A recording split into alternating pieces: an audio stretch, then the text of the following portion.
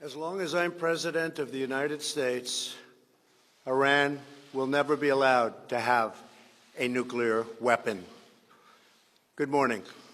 I'm pleased to inform you the American people should be extremely grateful and happy. No Americans were harmed in last night's attack by the Iranian regime. We suffered no casualties. All of our soldiers are safe, and only minimal damage was sustained at our military bases. Our great American forces are prepared for anything.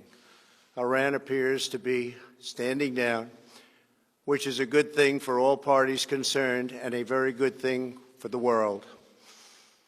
No American or Iraqi lives were lost because of the precautions taken, the dispersal of forces, and an early warning system that worked very well. I salute the incredible skill and courage of America's men and women in uniform. For far too long, all the way back to 1979 to be exact, nations have tolerated Iran's destructive and destabilizing behavior in the Middle East and beyond. Those days are over. Iran has been the leading sponsor of terrorism, and their pursuit of nuclear weapons threatens the civilized world. We will never let that happen. Last week, we took decisive action to stop a ruthless terrorist from threatening American lives. At my direction, the United States military eliminated the world's top terrorist, Qasem Soleimani. As the head of the Quds Force, Soleimani was personally responsible for some of the absolutely worst atrocities. He trained terrorist armies, including Hezbollah, launching terrorist strikes against civilian targets. He fueled bloody civil wars all across the region. He viciously wounded and murdered thousands of U.S. troops, including the planting of roadside bombs that maim and dismember their victims. Soleimani directed the recent attacks on U.S. personnel in Iraq that badly wounded 4 service members and killed 1 American, and he orchestrated the violent assault on the U.S. Embassy in Baghdad. In recent days, he was planning new attacks on American targets, but we stopped him. Soleimani's hands were drenched in both American and Iranian blood. He should have been terminated long ago. By removing Soleimani, we have sent a powerful message to terrorists. If you value your own life, you will not threaten the lives of our people. As we continue to evaluate options in response to Iranian aggression, the United States will immediately impose additional punishing economic sanctions on the Iranian regime. These powerful sanctions will remain until Iran changes its behavior. In recent months alone, Iran has seized ships in international waters, fired an unprovoked strike on Saudi Arabia, and shot down 2 U.S. drones. Iran's hostilities substantially increased after the foolish Iran nuclear deal was signed in 2013, and they were given $150 billion, not to mention $1.8 billion in cash. Instead of saying thank you to the United States, they chanted death to America. In fact, they chanted death to America the day the agreement was signed. Then Iran went on a terror spree, funded by the money from the deal, and created hell in Yemen, Syria, Lebanon, Afghanistan, and Iraq. The missiles fired last night at us and our allies were paid for with the funds made available by the last administration. The regime also greatly tightened the reins on their own country, even recently killing 1,500 people at the many protests that are taking place all throughout Iran. The very defective JCPOA expires shortly anyway and gives Iran a clear and quick path to nuclear breakout. Iran must abandon its nuclear ambitions and end its support for terrorism.